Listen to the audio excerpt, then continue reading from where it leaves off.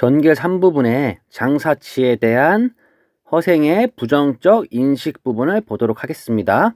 허생 같은 경우 허생전에서 보면은 재물에 대한 인식 태도가 분명히 드러나 있는데 그 태도부터 보면은 허생은 막대한 부를 얻었죠. 그죠? 원래 갖고 있던 돈의 100배가 넘는 그런 돈을 벌게 됐어요. 근데 그러면서도 하는 말이 정신의 살찌움, 그러니까는 정신이 더 중요하다는 거죠. 돈에 있는 게 아니라 나는 신체보다는 정신이 더 중요하다 하면서 정신의 살찌움을 중시하면서 자신을 장사치로 여겨지는 것을 굉장히 불쾌하고 있습니다.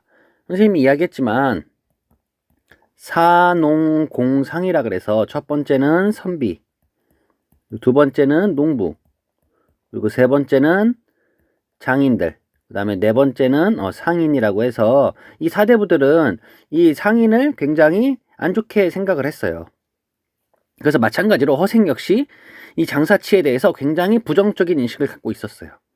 그래서 경제, 상업, 그 다음에 현실 문제의 해결을 강조하면서도 자신은 사대부로서의 정체성을 지키려는 모습을 보이고 있어요. 그래서 작가가 사농공상의 계급의식을 갖고 있음을 알 수 있다. 당연히 알 수 있죠. 왜냐면 이것만 보더라도 상인을 지금 나를 장사치에 비유하는 거요 하면서 되게 비판하고 있단 말이에요.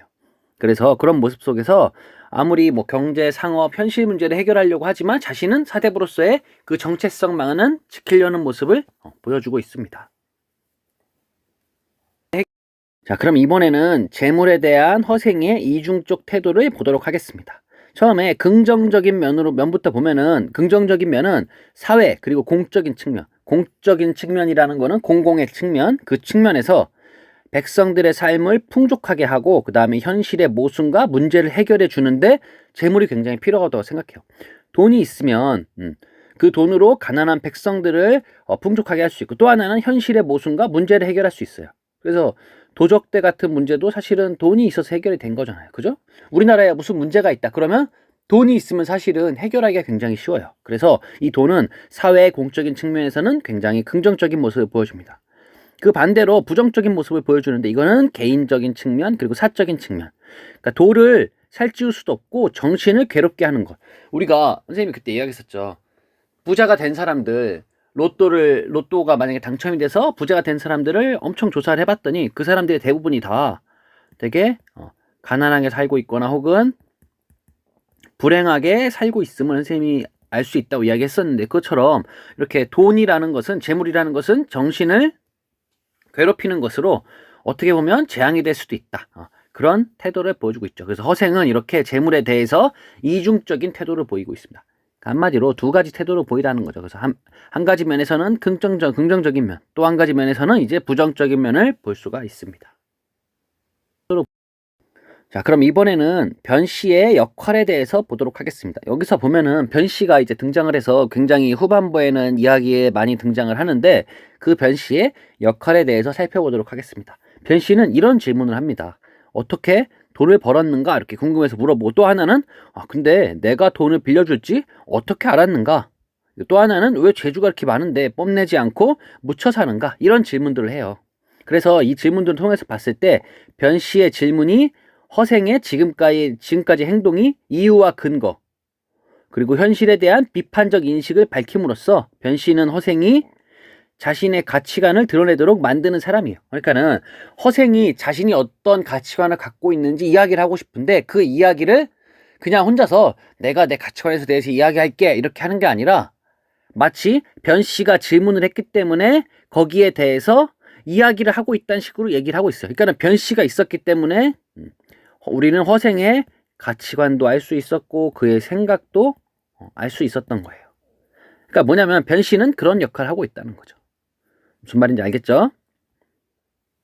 자, 그 다음을 보면 허생의 운명론적 사고 방식을 보도록 하겠습니다. 아까 앞에 말한 것처럼 변 씨가 물어보죠. 아니 어떻게 그렇게 많은 돈을 벌 수 있었냐라고 물어봤더니 자신이 가진 재주보다는 뭐가 더 뛰어나냐면 하늘의 명, 이거는 이제 천명이라고 하는데 하늘의 명 때문이었다고 말합니다.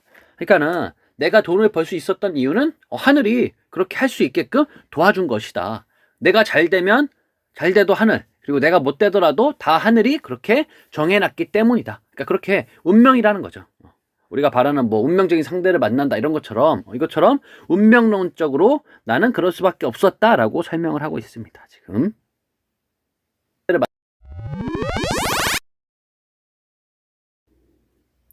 자, 이번에는 능력이 있는 인재를 쓰지 못하는 현실에 대해서 보도록 하겠습니다. 역사적인 인물의 이제 예를 들고 있는데 조성기라는 인물과 유영원이라는 인물이 있는데 이 사람들은 엄청나게 큰 능력을 가졌어요. 그래서 당연히 국가에서 데려다 쓰면은 이 사람들은 그만한 몫을 하는 사람들이에요. 하지만 이 사람들이 어땠냐면 큰 능력을 가졌으나 별 볼 일 없게 펼치지 못하고 그냥 죽었단 말이에요. 그래서 허생 역시 자신도 그들처럼 쓰임을 받지 못할 거라는 인식을 하고 있었어요. 이렇게 유명한 사람도 조성기라는 사람과 유영원이라는 사람도 국가에 의해서 쓰임을 받지 못하는데 자신도 그럴 거라는 생각을 했어요. 그래서 북벌, 청나라를 정벌하자 라면서 외치면서도 적극적인 인재를 등용하지 않는 그러한 집권층의 모순된 행위를 비판하고 있어요. 모순이라는 거는 반대라는 거예요. 이게 뭔 말이냐면 예전에 이제 중국 고사 중에 엄청 뛰어난 창과 엄청 뛰어난 방패를 팔고 있었어요. 그래서 사람들이 그러면 그 창으로 방패를 찌르면 어떡하냐라고 이렇게 물어본 거예요. 그러면 당연히 뭐 둘 중에 하나겠죠. 창이 방패를 못 뚫거나 혹은 방패가 창을 못 견디거나 그게 바로 이제 모순이라는 거예요. 그러니까 전혀 반대되는 행동이라는 거죠. 그러니까는 집권층은 북벌을 해야 돼요. 그러면 좋은 인재를 등용해야 하지만 그런 인재를 등용하지 않고 있어요.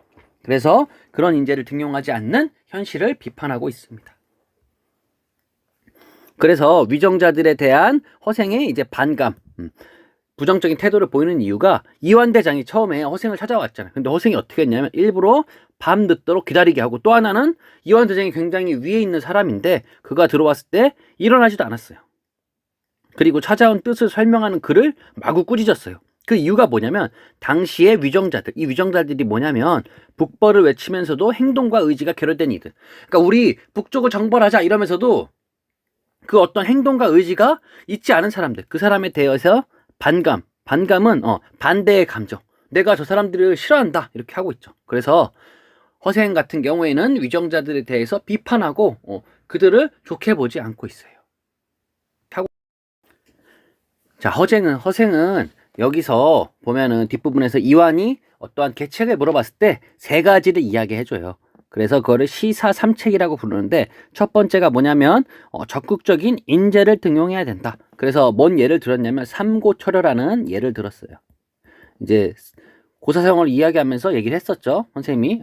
그래서 인재를 등용하려면 그 정도까지 해야 된다 하면서 인재를 적극적으로 등용하지 않는 이러한 현실을 비판하고 있어요.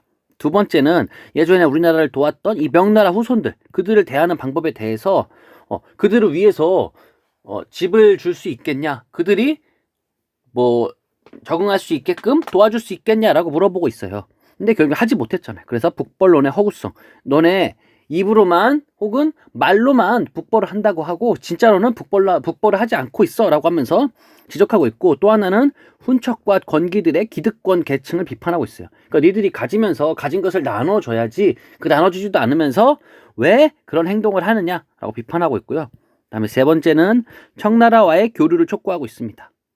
그래서 청나라는 우리나라를 굴욕적인 그 삼전도에서 굴욕을 겪게 했지만 그거에도 불구하고 청나라한테 배울 건 배워야 된다 하면서 그 교류를 촉구해야 된다라고 했지만 결국엔 사대부들은 하지 않았죠. 왜냐하면 그들이 갖고 있는 쓸데없는 의식들, 그러니까 전혀 필요 없어요, 살아가는데. 근데 그것들 때문에 하지 못했고, 또 하나는 북벌론의 허구성, 이런 것 때문에 허생은 시사삼책을 이렇게 세 가지를 주장하고 있습니다. 자, 그 다음 볼게요. 그래서 허생의 주요 등장인물을 한번 정리해 보도록 할게요.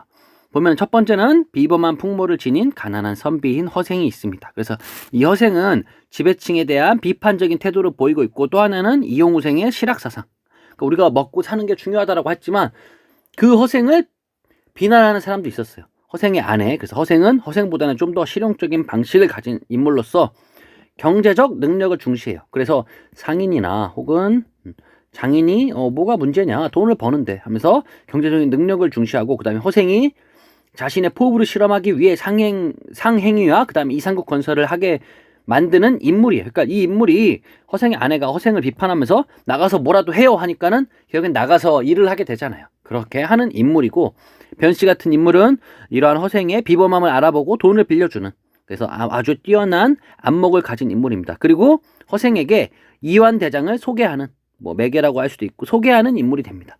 그리고 허생과 이완대장은 이렇게 볼 수 있겠죠. 서로 반대되는, 그래서 작가의 비판 대상이 되는 인물이기도 하고, 그 다음에 무능한 집권층을 대변하고, 그 다음에 과거의 인습에 얽매여 새로운 변화를 거부하는 인물이다. 그래서 허생이 세 가지 계책을 이야기했지만 이 이완대장은 하나도 들어줄 수 없다고 이야기하고 있죠. 자, 그 다음에 시사삼책에 대해서 허생과 이완대장의 입장 차이를 보도록 하겠습니다. 1계책은 임금이 신하에게 몸을 낮출 수 없으므로 불가하다. 그러니까 갈 수 없다는 거죠. 임금이 신하한테 어디 고개를 숙여 가서 3번 삼고초려 할 수 없어 라고 이야기하고 있고, 이 계책은 종실과 훈척 권기들이 기득권을 버리지 않을 것이므로 불가능하다. 그래서 종실과 훈척들의 집을 뺏어서 명나라 후손들에게 주자고 얘기했었잖아요. 그죠? 그것도 안 된다. 그 다음에 세 번째는 3계책은 변발, 그리고 호복은 사대부의 예법에 어긋남으로 불가능하다. 그래서 거의 그 나라에 변발하고 가야 된다라고 했더니 그거는 할 수 없다라고 이야기하고 있죠. 그래서 허생 같은 경우에는 실리, 이득을 중시하면서 굉장히 과감하면서도 실질적이고 적극적인 대책을 제시하고 있지만, 이완 같은 경우에는 명분을 중시하고 또 임금과 사대부들의 체면, 예법, 기득권을 지키려 하기 때문에 이 계책에 대해서 차이가 많이 나고 있는 상황입니다.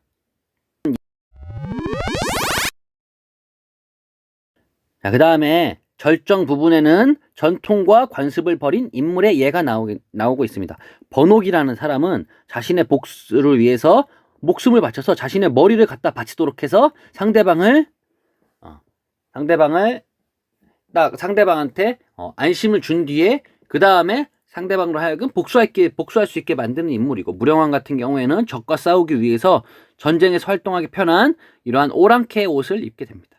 그래서 이 두 인물들을 보면은 전통과 관습을 버린 인물들이에요. 왜 이렇게 했냐면 자신의 복수, 자신이 하고 싶은 뭔가 일이 있기 때문에 이렇게 한 거예요. 그러면서 기존의 예법과 명문에 얽힌 사대부들의 무능함, 그리고 허례허식 관념성을 비판하는 걸로 번호기와 무령왕을 활용하고 있습니다. 자, 보면은 미완의 결말 구조가 있는데 맨 마지막에 그렇게 떠났잖아요. 뭐 이튿날 다시 찾아갔더니 집은 이미 텅 비어있고 허생은 간 곳이 없었다 하면서 결말이 제대로 안 나요. 그래서 현실의 문제, 인물 간의 갈등이 해결되지 않은 채 주인공이 잠적해버리는 그러한 결말.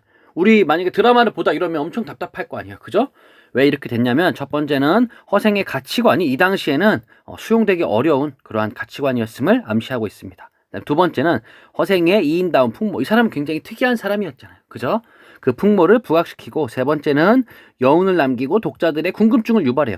왜 그렇게 됐을까? 라고 하면서 이러한 미완의 결말의 구조는 이러한 특징을 갖고 있습니다.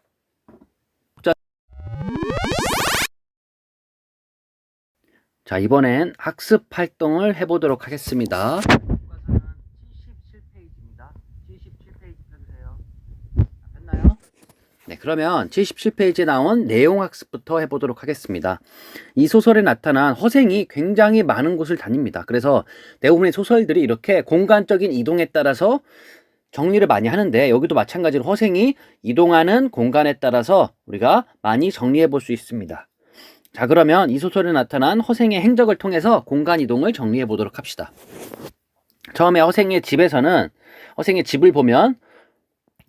보도록 하겠습니다. 허생은 아내의 삭바느질로 생계를 이으며 글 공부를 전념하다가 생활고의 탓에 화가 난 아내에게 비난의 말을 듣고 집을 나가게 됩니다. 그러고 나서 찾아간 곳이 요 변씨의 집입니다. 변씨의 집에서는 이렇게 쓰면 되겠죠. 한양에서 가장 부자라고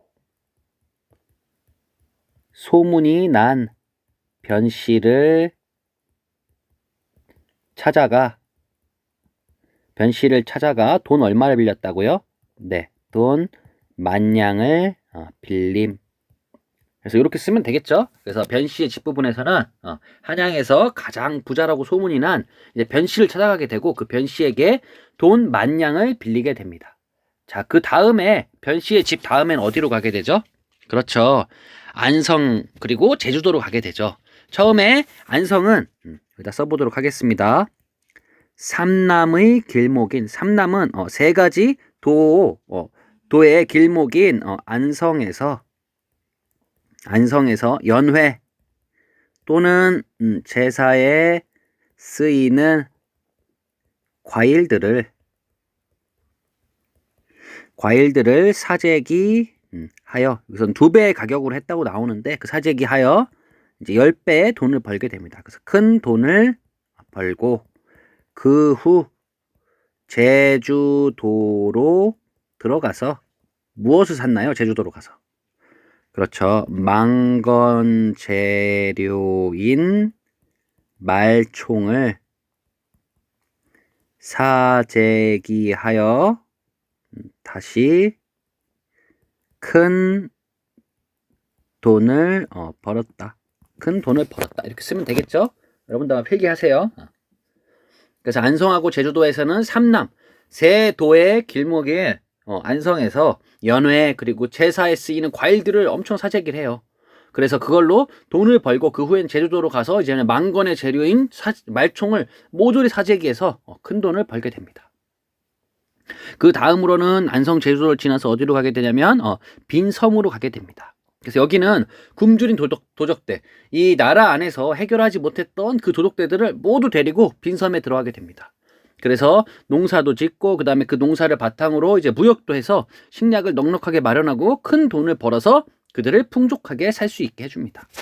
그리고 나오면서 또 돈을 버리고 나오게 되죠. 그죠? 그리고 나서 간 곳이 이제 변씨의 집입니다.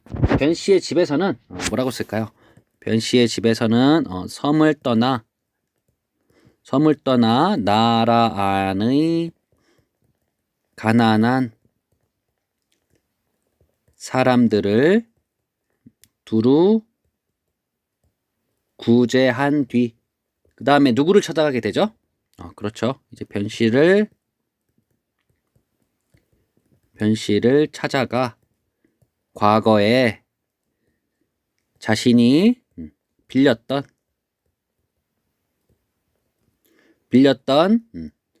돈을 얼마로 갚냐면 은 10만 양으로 갚음.